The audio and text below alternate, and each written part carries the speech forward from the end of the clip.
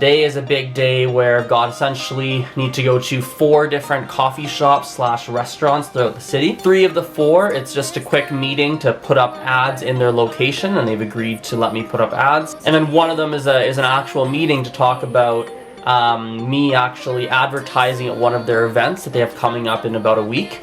And so we're just sitting down to discuss kind of what that's going to look like, and really, yeah, start to plan that out together. So it's a really hardcore sort of businessy day.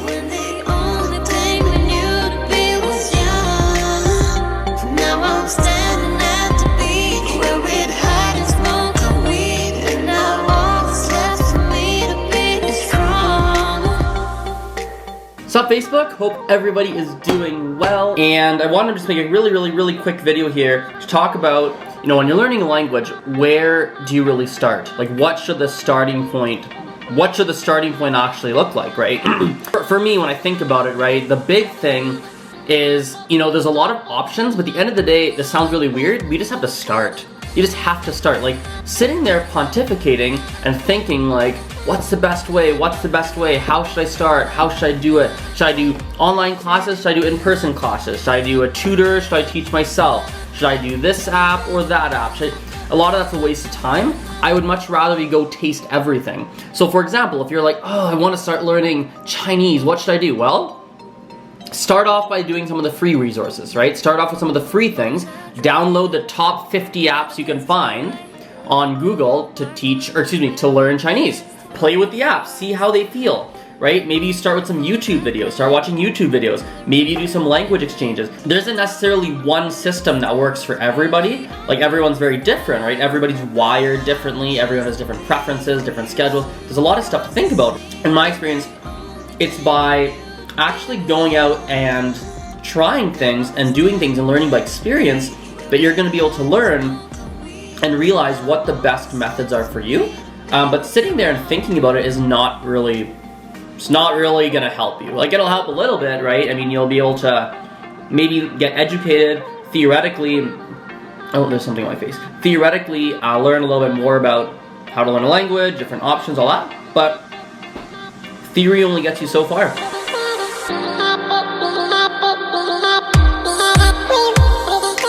One of the most interesting things about the past 6 months, this whole journey with my languages and the videos and finding students and doing all of that, is just how familiar it really feels. What I mean by that is that before this, for 6 years, I worked in a very businessy environment. I ran a window cleaning business. And so it's been really interesting to me to see that a lot of the businessy skills that I did in my old work transfer over into what I'm doing now. And it's so crazy how familiar this feels as I'm going through this whole process, and it's been really interesting for me.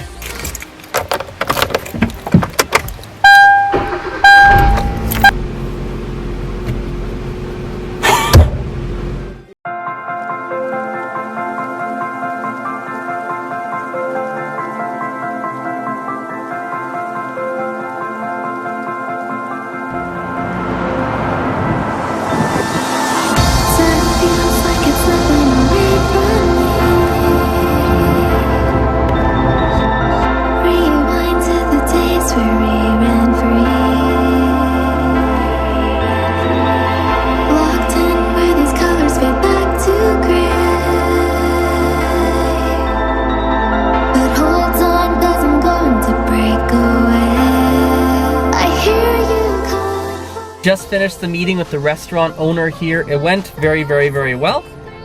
She has an event coming up in about a week from the shooting of today's video, or a little over a week rather, that I'm going to with a couple of other people, or a few other people. You know, obviously I'm excited that I've got another person who might promote my stuff, but I'm more excited I'm just creating these relationships with people in my city, and trying to bring obviously as much value as I can to them. Understanding that if I just keep making more relationships like that, I just know that it's going to bring me students, bring me opportunities, help me out as well. So I'm very excited to keep building these relationships with different people.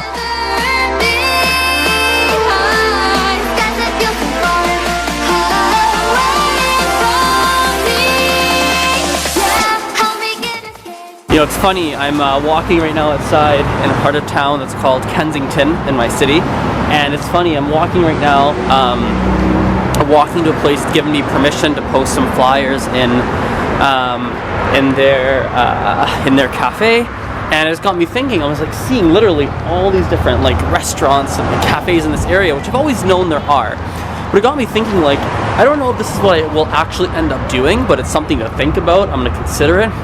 I wonder if it makes sense for me to just have a big stack of flyers and literally cold call every single place in the area, just go door to door, each restaurant, instead of calling, instead of emailing, show up at their door and just ask if I can post them and see if I can, you know, right on the spot, get some sort of business done and get a partnership set up.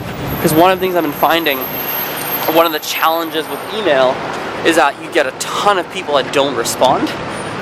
Versus if you're in person, my thinking is that, you know, there's a good chance you can actually get stuff done a lot more efficiently. The one challenge I do see, however, is that often I just wonder if it's not the owner or the decision maker who is there, and you walk in and you get, that's interesting, and you end up getting, you know, you end up getting a bunch of people who say, oh yeah, please contact so-and-so, please contact so-and-so. I don't know, so something I'm going to debate, and then we'll find out, you know, in the next, I'll figure out pretty quickly what I want to do, but it's something I'm doing a lot of thinking about.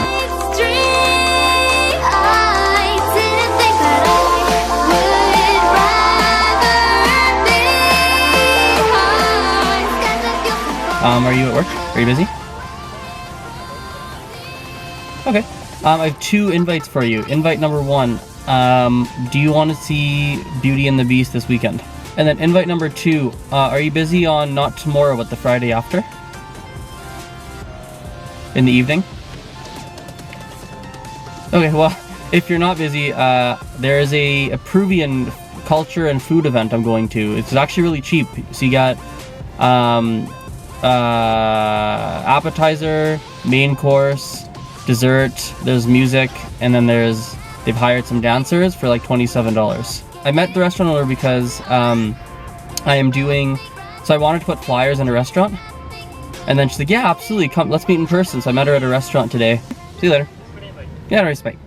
Hey everyone, how's it going? Azren here, hope you guys are doing well. I wanted to make a video today talking about how to pick the best private language teacher for you. First and foremost, this is the most obvious. You need to find someone who's knowledgeable about the language that you want to learn. However, that's not everything. And interestingly, I think most people focus all, if not most of their attention on that, but there's way more to it than that. The next thing, in my opinion, that you need to look at is their emotional intelligence. What I mean by that is you need to look at, does this person have the ability to help you get through the challenging times? When you are really disappointed and struggling in the language, do they have the ability to, first of all, feel and tell that you're disappointed and feeling frustrated? And second of all, do they have the ability to help you get out of that rut?